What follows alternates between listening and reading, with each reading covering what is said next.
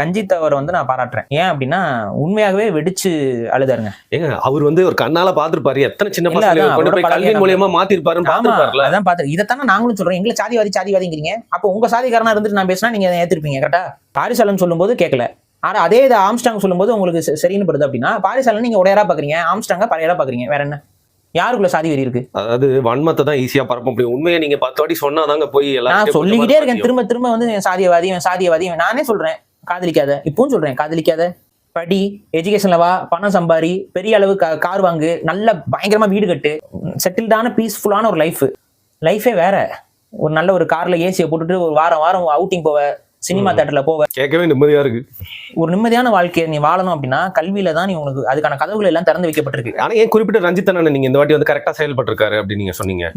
கரெக்டா செயல்படுறாரு. அவருக்கு இந்த வேற பேச ஒரு நபர் இறந்துட்டாரு, தனது சமூகத்துக்கு ஒரு பெரிய பின்னடைவுங்கிறதுனாலதான் அவருக்கு அந்த அளவுக்கு ஒரு ஆத்தாமையில அவர் அழுகிறாரு. அதனால தொடர்ந்து 2 நாளும் வந்து நான் என்ன சொல்றேன், உங்க சமூகத்துல இருந்து தான் அதை செய்யணும்னு இல்ல, மத்த சமூகத்திலயும் அந்த விசனோட இருக்கவங்க எத்தனையோ பேர் இருக்காங்க. ஆனா அவங்க எல்லாம் நீங்க சாதிவாதி முத்திரையை குத்திக்கிட்டே சுத்திட்டு இருக்கீங்க. சில இது உங்களுக்கு புரிய மாட்டேங்குது. என்ன நடக்குது? நமக்கு ஏன் போதைப் பொருளுக்கு எதிராக அதிகமா பேசுறோம்? நீங்களே மனசாட்சி தொட்டு சொல்லுங்க. போதைப் பொருளால் அதிகமாக பாதிப்புக்குள்ளாகுவது எந்தெந்த சமூகங்கள்?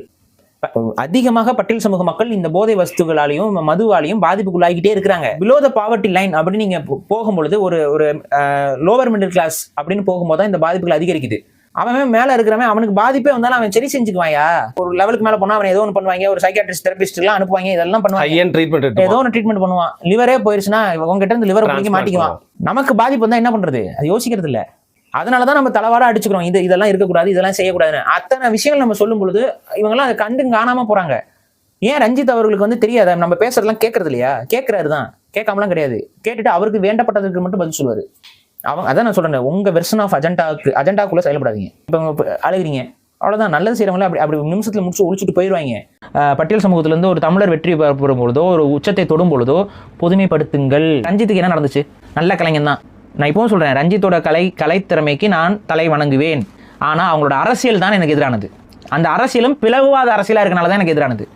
அந்த பிளவுவாதமும் தமிழர்களுடைய இனத்தை பிளவுபடுவதால தான் எனக்கு எதிராக இருக்குது. ஸோ இதுதான் இங்க விஷயம். அப்ப அந்த பிரிக்காதீங்க.